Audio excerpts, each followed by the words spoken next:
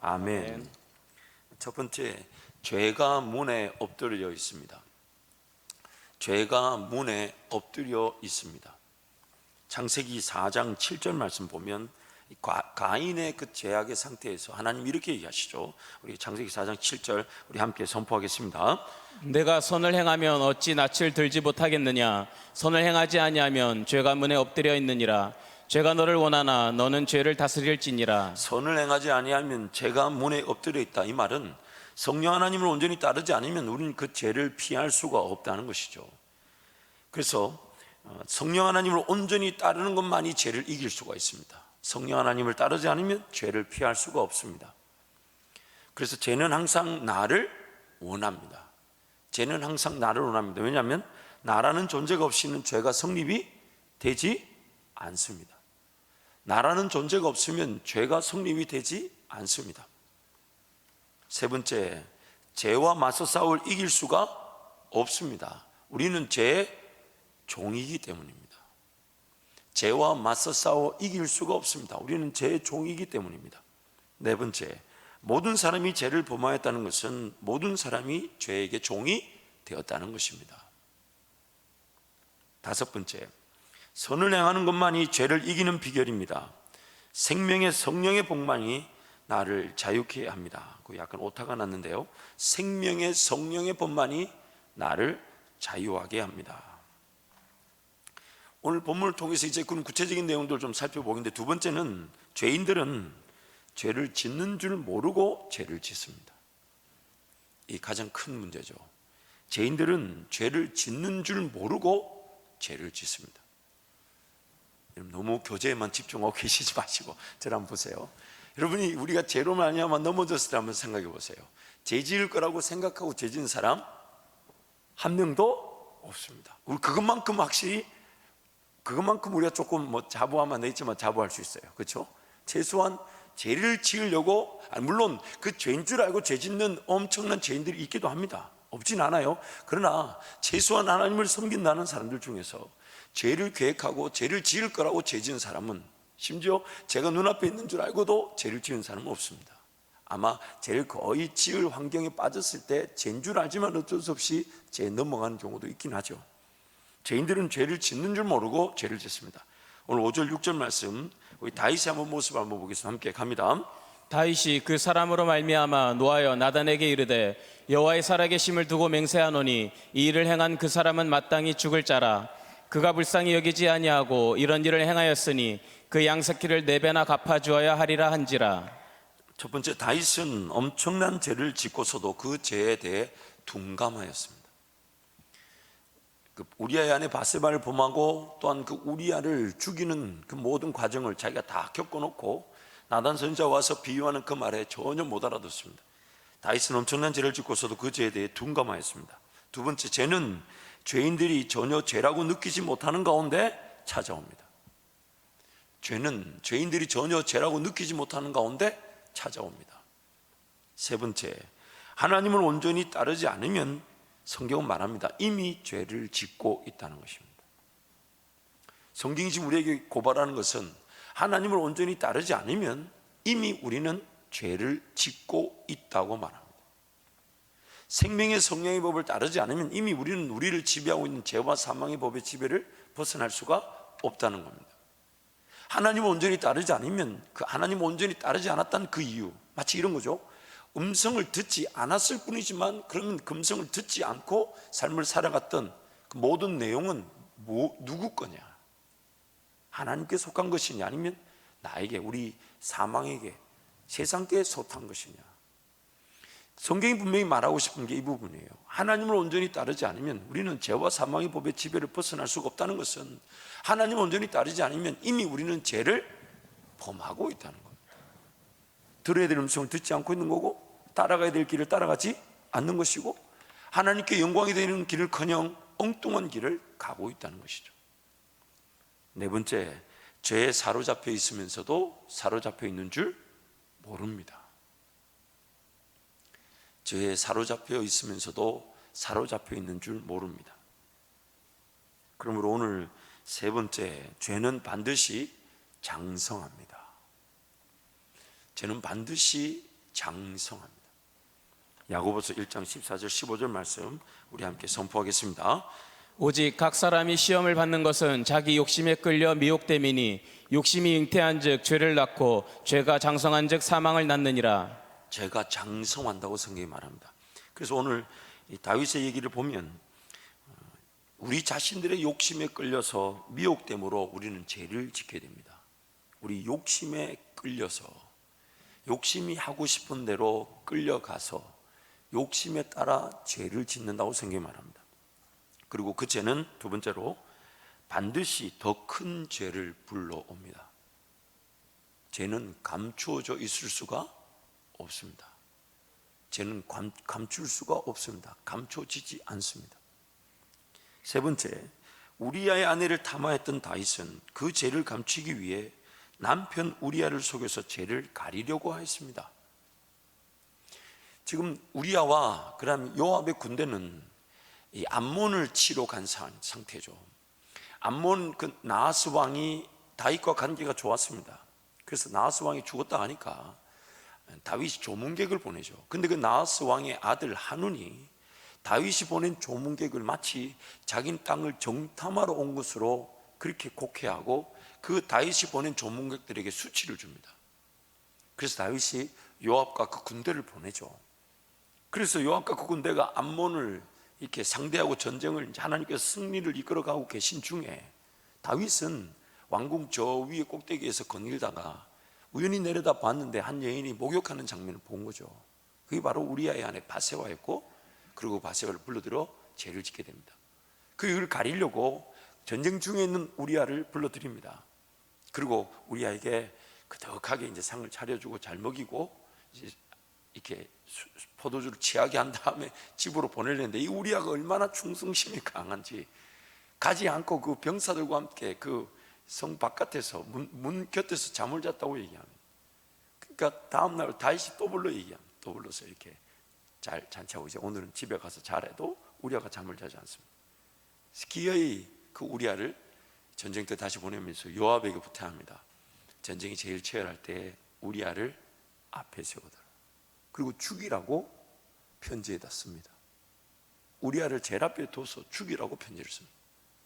자신의 죄를 가리기 위해 주님 앞에 회개하며 용서를 구하기보다는 죄를 가리기에 더 큰 죄를 짓고 맙니다. 그래서 네 번째, 충성스러운 우리아가 다윗의 죄를 가리려는 속임수에 넘어가지 않자 기어이 우리아를 죽이고야 맙니다. 죽이고야 맙니다. 다섯 번째, 우리 함께 한번 이 글을 읽으면 좋겠습니다. 시작. 죄는 용서받지 못하면 반드시 그 죄로 인해 죽게 됩니다. 죄는 용서받지 못하면 반드시 그 죄로 인해 죽게 됩니다. 그러므로 하나님 앞에 자복하고 회개하는 게 제일 빠른 길입니다. 죄를 깨닫기 위해서 하나님께 달려 나와야 되며, 그 죄를 깨달았을 때 회개하면서 또한 그 죄에 대한 분명 하나님 은혜를 구하는 것이 우리가 살아나는 비결이지, 죄를 용서받지 못하면 반드시 그 죄로 우리는 더 큰 수치와 멸망을 당하게 됩니다. 그러므로 네 번째, 죄는 용서받지만 죄의 열매는 반드시 감내해야만 합니다. 죄는 분명히 용서를 받지만 하나님은 죄를 끝까지 처리하기를 원하십니다. 죄로 인한 그 사람을 심판하지는 않으세요. 용서해 주시지만 그 사람으로 하여금 자기가 지은 죄가 어떤 열매와 결과를 맺는지를 분명히 보게 하시고, 그걸 철저하게 그 죄의 그 무게, 그 죄의 막중한 그 책임, 그 죄악의 비참함, 이런 것들을 철저하게 드러내어 다 감내하게 하심으로 그 죄를 미워하도록 도우시는데, 그래서 첫 번째, 하나님과의 관계에서 죄는 언제든지 무엇이든지 용서받을 수 있습니다. 우리는 예수 그리스도 이름으로 하나님께 나가면 어떤 죄든지 용서받을 수 있습니다. 두 번째, 하나님 은혜로 회개하는 자들을 항상 용서해 주십니다. 하나님 은혜로 항상 하나님은 용서해 주십니다. 허나 세 번째, 죄로 인한 결과들에 대해서는 책임을 지게 됩니다. 죄로 인한 결과들에 대해서는 책임을 지게 됩니다. 그래서 10절에서 12절 말씀 우리 함께 선포하겠습니다. 이제 내가 나를 업신여기고 햇사람 우리아의 아내를 빼앗아 내 아내로 삼았은즉 칼이 내 집에서 영원토록 떠나지 아니하리라 하셨고, 여호와께서 또 이와 같이 이르시기를, 보라, 내가 너와 내 집에 재앙을 일으키고 내가 내 눈앞에서 내 아내를 빼앗아 내 이웃들에게 주리니 그 사람들이 내 아내들과 더불어 백주에 동침하리라. 너는 은밀히 행하였으나 나는 온 이스라엘 앞에서 백주에 이 일을 행하리라 하셨나이다 하니, 칼이 내 집에서 떠나지 아니하는 이 죄의 결과, 자신의 그런 죄로 인해서 하나님이 분명히 그 죄의 결과에 대해서 얘기하셨어요. 너의 죄로 말미암아 칼이 내 집에서 떠나지 않겠다. 그래서 그 자기 자식들 간에 서로 죽이는 일들이 일어나죠.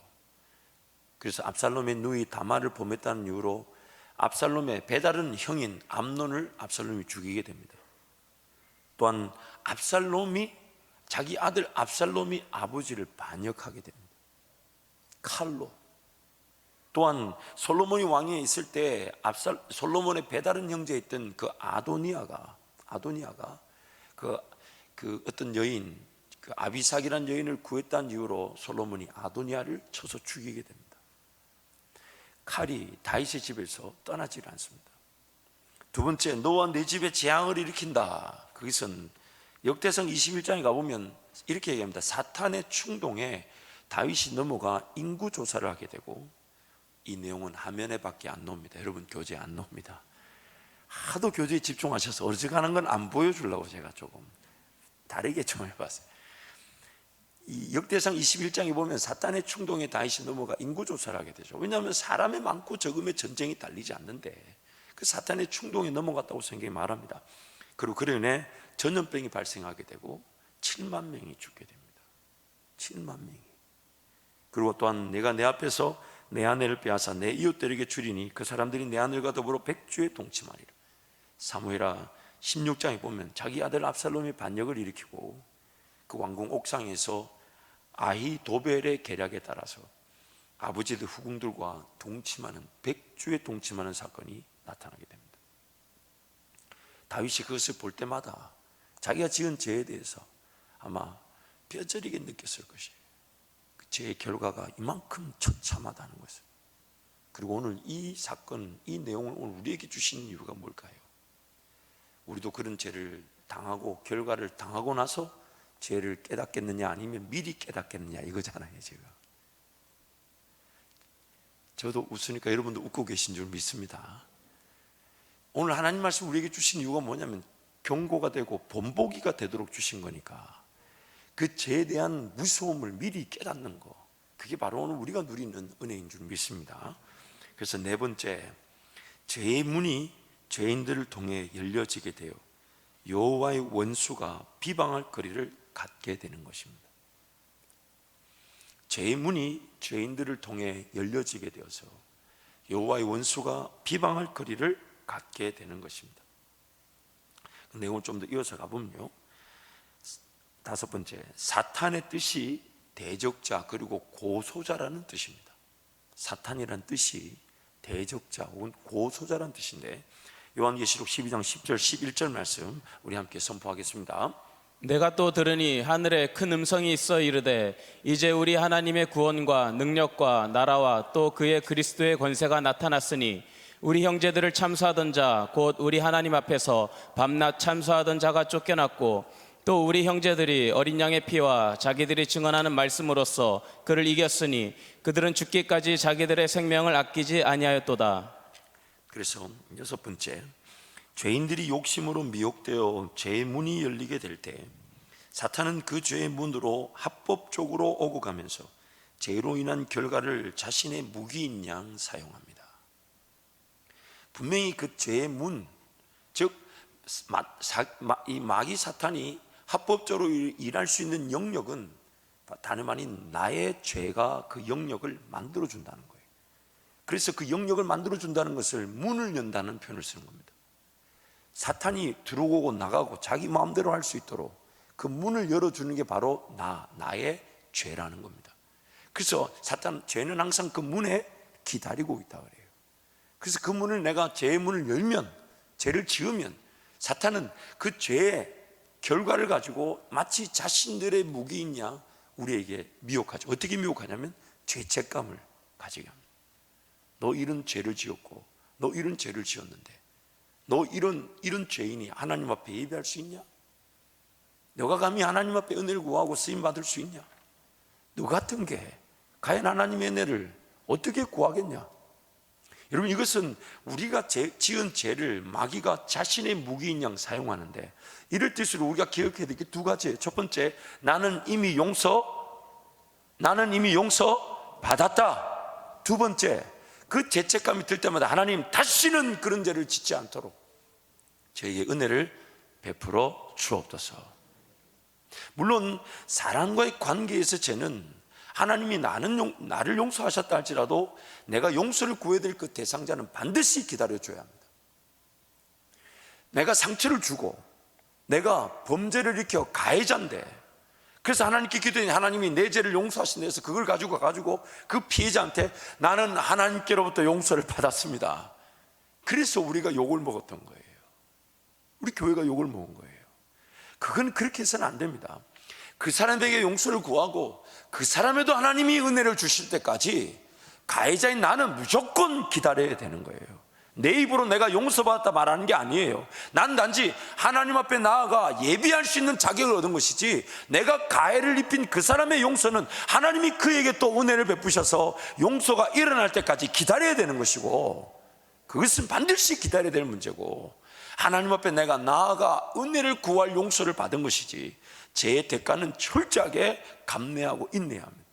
그래서 내가 누군가의 가해를 입혔다, 그럼 그 죄의 결과가, 대가가 반드시 지불되어져야 되기 때문에 내가 예수 이름으로 하나님께 나아가 은혜를 구할 수 있는 은혜를 언제든지 누리되, 내가 피해를 주고 가해를 준 그 사람, 내가 용서를 구해 용서를 받아야 될 사람에게는 함부로 내가 용서받았다 말하는 게 아니에요. 내가 하나님 앞에 용서를 받았다 할지라도 그거는 하나님 앞에 나아갈 수 있는 기회가 된 것이지, 그 사람한테 가서 당신도 그러니 나를 용서하라 말할 수가 없습니다. 그것은 오히려 더 큰 죄를 짓는 겁니다. 오늘 우리가 들어야 될 것이 이것입니다. 마귀는 나라는 존재가 없이는 활동할 수가 없습니다. 마귀는 나라는 존재가 없이는 활동할 수 없습니다. 철저하게. 그래서 예수님이 히브리서 2장 말씀에 보면 이런 말씀이 있어요. 죽기를 무서워함으로 일평생 자기 삶의 종노릇한 자들을 놓아주려 하시는데, 그 놓아주려 하신 방법이 뭐냐면 우리를 십자가에 못 박히게 하심으로 날마다 내가 죽음을 인정하도록 만들어 주셨다는 거예요. 그래서 내가 어떤 계획이나 생각이나 방법이나 결정을 하기 전에 하나님 앞에 인내하고 기다리게 될 때 우리의 계획은 하나님의 것으로 다시 살아나게 됩니다. 죽어지게 되고 부활하는 은혜를 누리게 되는 것이죠. 그래서 우리가 누리는 은혜는 뭐냐면 나는 날마다 죽는 것이고 예수가 사는 것이 우리가 누린 은혜예요. 내가 죽는다 할 때 예전 같았으면 그것이 욕심인 줄 모르고 욕심을 붙들고 갔을 텐데, 하나님 앞에 한번 물어보는 거예요. 하나님, 이거 이대로 결정해도 괜찮겠습니까? 이대로 따라가도 괜찮겠습니까? 이대로 제가 선택해도 괜찮겠습니까? 하나님이 확인시켜 줄 때까지 기다리는, 그게 바로 죽음의 현장입니다. 죽음의 내용이고, 왜냐하면 그 선택과 결정이 내 욕심에 따라 죄가 되고 그 죄가 더 큰 죄를 만들 수 있다는 것을 오늘 우리가 말씀을 통해 보게 되니까 철저하게 하나님 앞에 인내하는 거예요. 어떤 것이든 쉽게 결정하지 않고, 하나님은 어떻게 생각하십니까? 비단 지금 제 눈에 보이는 것이 좋아 보이는데 하나님도 그러하십니까? 그럼 그렇다면 알려주십시오. 그렇지 않다면 하나님 잘 인내하게 도와주십시오. 욕심에 끌려 죄를 짓지 않도록. 그 고백이 바로 나는 죽고 예수가 사는 것입니다. 예수가 사는, 철저하게 내가 하나님 앞에 인내하는 그 결정. 그래서 오늘 우리는 그 은혜를 누리고 있는 겁니다. 예수님 때문에. 내가 예수님 때문에 하나님 앞에 언제든지 달려나가, 예수님 때문에 내가 십자가에 달린 존재처럼 하나님 앞에 은혜를 구하게 된 거예요.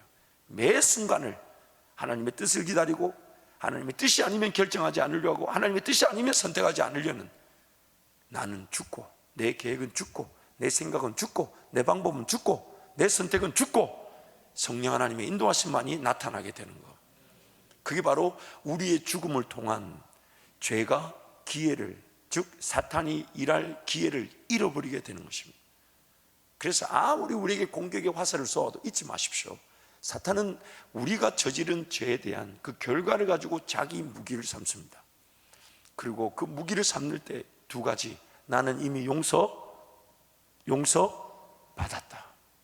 하나님 다시는 이런 죄를 짓지 않도록 은혜를 베풀어 주옵소서.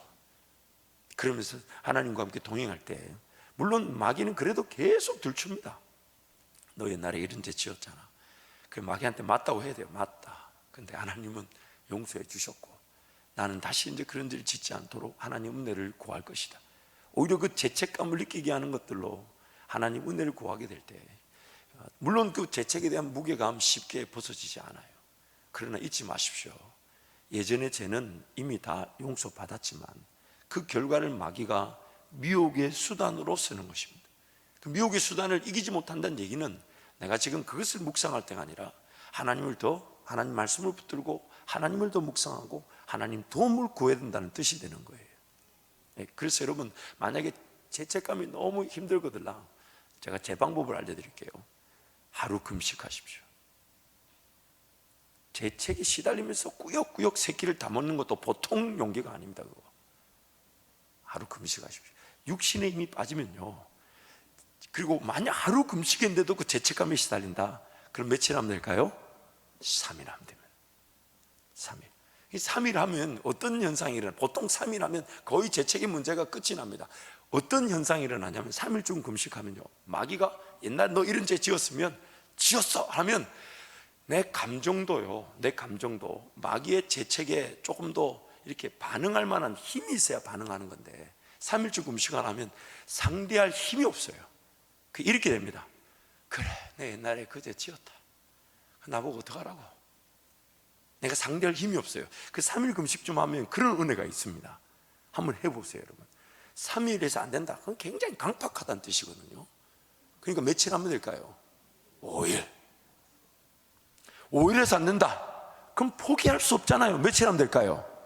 물론 굉장히 율법적으로 들리지만 여러분 한번 해보세요. 왜냐하면요, 뭔가 감정도요, 내 정서도 생각도 에너지가 있어야 생각이 되고 에너지가 있어야 감정이 생기는 거거든요. 그 두려움이 있고 염려, 근심, 걱정이 있거든요. 금식은, 우리 원로 목사님 늘 고백하시는 말씀이에요. 금식한 이유가 뭐냐면 두려워서 하셨다잖아요. 왜냐하면 두려움도 그 감정이 일하는 거기 때문에 느낌이 일하는 거잖아요. 그럴 때마다 나를 죽여놓으면 그 감정도 에너지가 없게 되면 일을 할 수가 없습니다. 여러분, 누가 금식하고 있는데 툭 말 던져보시라고요.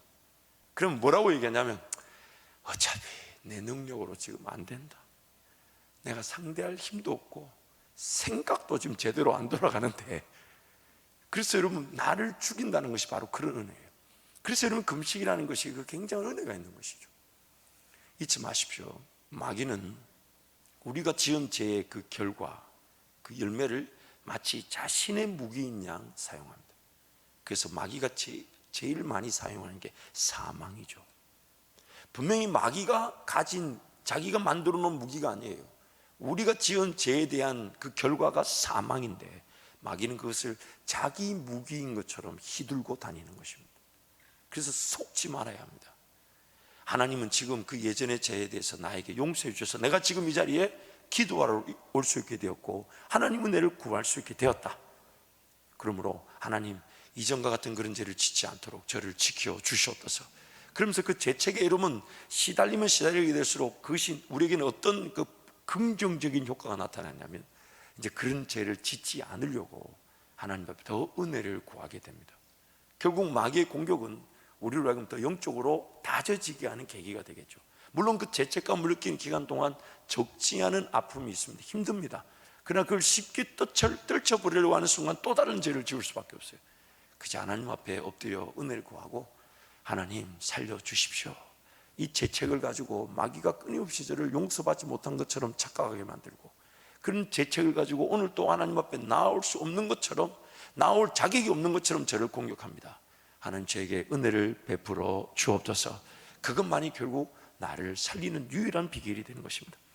그래서 죄는 용서받지만 죄의 결과들은 끝까지 보게 하시고 책임을 지게 하십니다. 결과들을 끝까지 당하게 하십니다.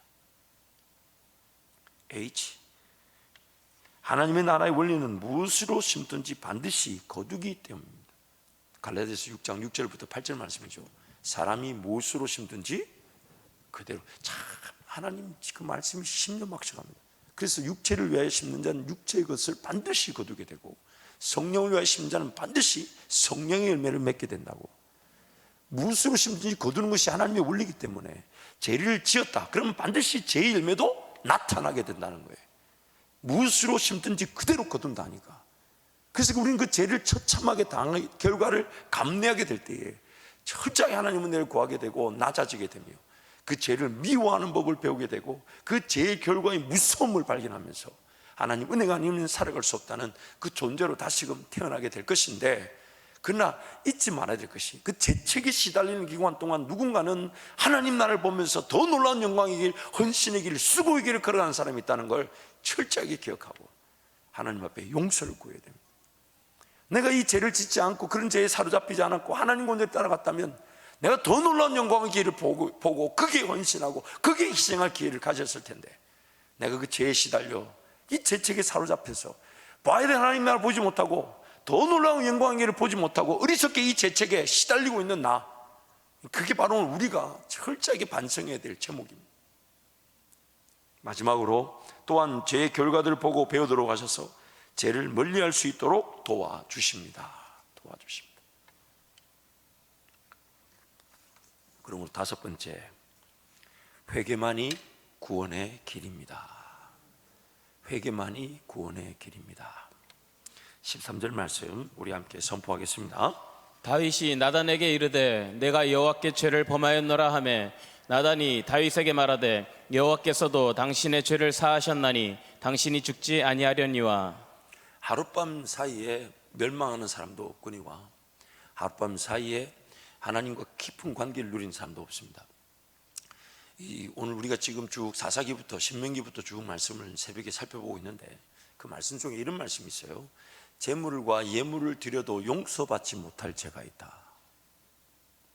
하나님께서는 그 관계적 측면에서 인격적 동해, 마치 그 몸의 면역력으로 생각하면 좋을 것 같아요. 내가 오늘 한 끼 혹은 하루 잘 먹었다고 해서 어제까지 없던 면역력이 좋아지지 않습니다.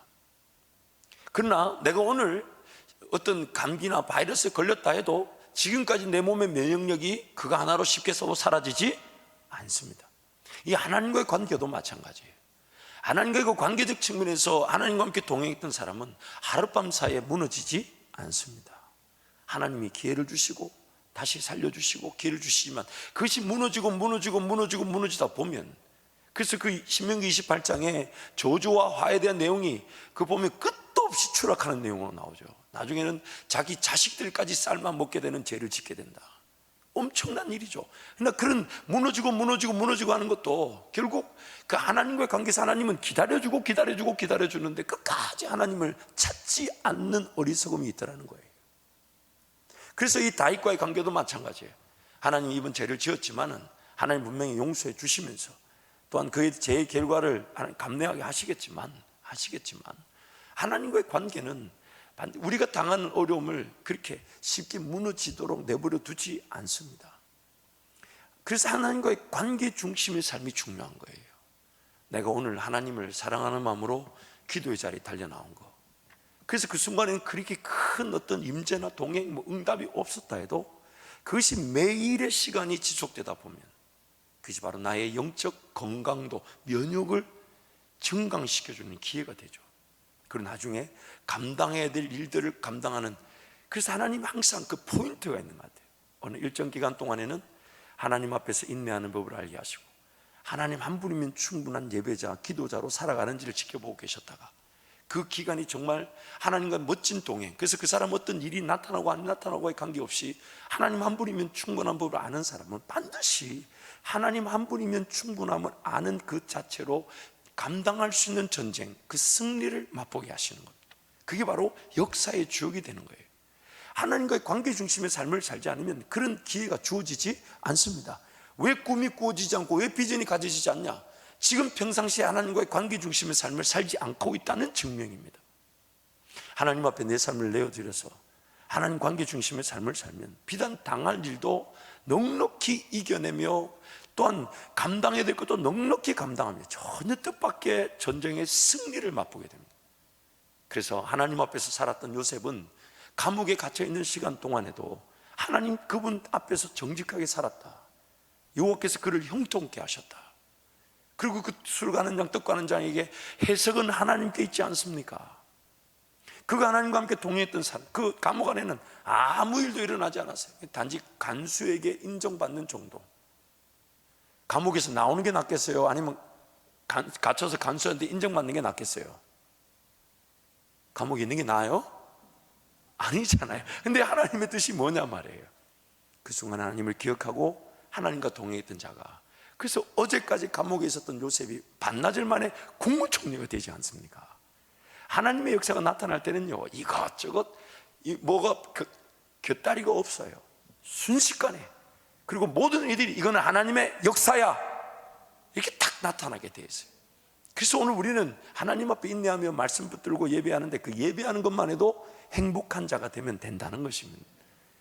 늘 삶의 시간을 구별해 드리고, 세상이 어떠하든 심지어 내 삶이 어떠하든, 이건 또 우리의 그 감당할 능력 때문에 그래요. 여러분 생각해 보세요. 매일 기도하는데 하나님이 새로운 꿈을 주시고, 매일 기도하는데 응답이 돼서 일이 퍽퍽 터지고 역사 터지면, 저와 여러분이 이 영적인 형편, 육적인 형편으로 매일의 기적을 감당할 수 있겠습니까? 죽어요. 일찍 죽어요. 그래서 예수님 일찍 돌아가셨잖아요. 제 지극히 개인적인 의견입니다. 왜냐하면 일찍 죽는 게 굉장한 은혜거든요. 삶을 살아보니까 여러분, 다시 한번 강조합니다. 사는 게 나은 것 같아요? 천국 가는 게 나은 것 같아요? 살면 살수록 느끼는 것은 살고 싶지 않습니다. 죽음이 두려워서 사는 거지. 아니, 죽음이 두려워서 사는 거지 살고 싶지가 않아요. 그러나 천국 가는 게 얼마나 은혜인데, 그 아무나 죽는 게 아니에요. 예수님처럼 부지런히 살아야 돼요. 그래야 일찍 주님 앞에 가는 은혜를 누리죠. 약간 곁으로 갔습니다만, 오늘 우리의 삶을 철저하게 하나님 중심의 삶을 살아야 합니다. 그것만이 남겨진 우리의 삶에 수치와 조롱을 당하지 않고, 우리 하나님을 비방할 거리들이 없어지게 됩니다. 여호와의 원수들이 비방거리를 가졌다. 누구 때문에요? 나 때문에. 그래서 내용을 보면, 죄를 피하고 이길 수 있는 죄인들은 없습니다. 우리는 단지 성령 하나님을 따라감으로 죄를 피하게 이기게 되는 것이지, 죄 그 자체를 싸워 이길 수 있는 죄인들은 존재하지 않습니다. 두 번째, 죄 가운데 죽어 마땅한 자들에게 하나님은 회개의 은혜를 베풀어 주십니다. 세 번째, 회개할 줄 모르는 자들은 끝내 제 곳으로 가고야 말았습니다. 내일 새벽에도 살펴보겠지만, 이 사울의 안타까운 모습, 이 하나님과의 관계 중심의 삶이 아니었다는 그 가장 대표적인 증거가 뭐냐면, 하나님 앞에 엎드릴 줄 몰랐다는 거예요. 사울이 하나님 앞에 뜻을 구하고 하나님 그분을 이렇게 인격적으로 경험했던 사울에서부터 하나님을 사랑하는 모습이 사울 왕에게는 한 번도 등장하지 않습니다. 한 번도. 결국 이 회개하는 것도 하나님의 사람, 하나님과의 관계에서 하나님의 사람들이 누리는 은혜가 되는 것이죠. 아무나 회개할 수 있는 게 아닙니다. 우리 주님의 은혜로 내가 죄인임을 발견하게 되고, 그리고 그 죄인됨을 하나님 앞에 토로하면서, 하나님 이 죄인을 긍휼히 여겨주시고 살려주십시오, 불쌍히 여겨주십시오. 그것이 오늘 우리 기도의 시작이며 어쩌면 기도의 내용의 전부입니다. 하나님, 저는 오늘 또 제 인간적 욕심으로 살아갈 죄인입니다. 하나님 나를 보지 못한 채도 살아갈 수 있고, 먹고 마시고 입는 문제 해결하기 위해 살 수 있고, 위의 것이 아닌 땅의 것을 보느라고 내 삶을 허비할 수 있습니다. 하나님 이 죄인을 용서하여 주옵소서. 단지 죄를 지은 것에 대한 회개뿐만 아니라 내 자체가 하나님 앞에 용납될 수 없는 죄인된 그 자체가 회개의 내용이 되는 겁니다. 나의 죄인된 이 자체, 정말 예수님이 아니면 내가 하나님 앞에 나아갈 수 없는 이 죄인됨, 하나님의 백성이라지만 그 여호와의 대적의 세력들, 마귀 사탄이 비방할 거리들을 내가 만든다는, 내가 또 만들 수 있다라는 그 죄인됨, 그게 바로 오늘 우리가 하나님 앞에 은혜를 구하는 기회가 되어야 되고, 그것이 회개의 은혜가 되는 것입니다. 그럼 마지막으로, 하나님과의 관계 중심의 삶은 회개의 은혜를 통해 구원을 얻는 자들입니다. 그래서 기도할 때마다 이렇게 기도하죠. 하나님, 오늘도 저는 죄를 지어놓고도 죄인 줄 모르고 있습니다. 하나님, 저는 또 지금 뭔가 필요한 것을 기도하고 있지만 하나님 보실 때는 저의 했던 죄악과 저의 했던 잘못과 처리되고 정리되어야 될 것들이 분명히 있을 텐데 그것도 모른 채 이거 해결해 달라, 저거 해결해 달라, 이거 채워달라, 저거 이루어 달라, 그렇게 기도하고 있을 수 있습니다. 하나님의 관점에서 하나님이 죄악됨, 죄인됨을 발견하게 도와주시고 하나님이 처리하시고 하나님이 정리하기를 원하시는 그 최고의 은혜를 제 삶에 놓치지 않게 하여 주옵소서. 이게 바로 오늘 우리가 누리게 된 은혜가 되는 것입니다. 말씀을 정리하겠습니다. 우리는 이 다윗을 보십시오. 그렇게 하나님 앞에 깨어 있고 하나님과 동행했다 하면서도 그 죄의 위기를 피할 수가 없었다는 거예요. 다윗 같은 사람도 그렇게 하나님의 인도하심에 따라 왕으로 세움을 받고, 우리가 지난 주일 저녁에 살펴본 대로 여호와께서 어디로 가든지 이기게 하시는, 마치 하나님과 다윗의 관계를 하나님이 자랑하고 싶으셔서 모든 사방의 적들을 다 물리치는 자리로 계속 하나님이 막 끌고 다니시던 그 승리 현장을 끌고 다니셨던 그 다윗인데도 순간의 은혜 없이는 넘어지고 쓰러질 수밖에 없다는 거예요. 어제까지 성령 충만했다 할지라도 오늘을 살아가는 것은 또 오늘의 은혜가 필요한 것이며 오늘 또 하나님 앞에 엎드려야 됩니다. 어제까지 하나님 은혜로 살아왔다 할지라도 내가 오늘 어떤 죄를 지을지 모르는 죄인이기 때문에, 어떤 죄의 위기에 내가 넘어지고 쓰러질지 모르는 죄인이기 때문에 우리는 하나님 앞에 엎드려, 하나님, 오늘 또 나는 어떤 죄에 넘어질지 모르는 죄인입니다. 이 죄인을 긍휼히 여겨 주시고 오늘의 합당한 은혜를 베풀어 주옵소서. 들어야 될 것을 듣게 하시고 깨달을 것을 깨닫게 하시고 보아야 될 것을 봄으로 날마다 하나님과 함께 어처구니 없는 그 죄로 인하여 여호와의 대적 세력의 비방거리를 만들지 않도록 도와주시고 하나님과 함께 동행함으로 죄를 이겨낼 뿐 아니라 하나님의 영광의 기에 나라를 회복하며 하나님만이 더 기뻐하실, 나도 하나님 때문에 행복한 그 하나님 관계 중심의 삶을 지속적으로 살아갈 수 있도록 이 시간 우리 주님 잡고 함께 통성으로 기도하겠습니다. 주여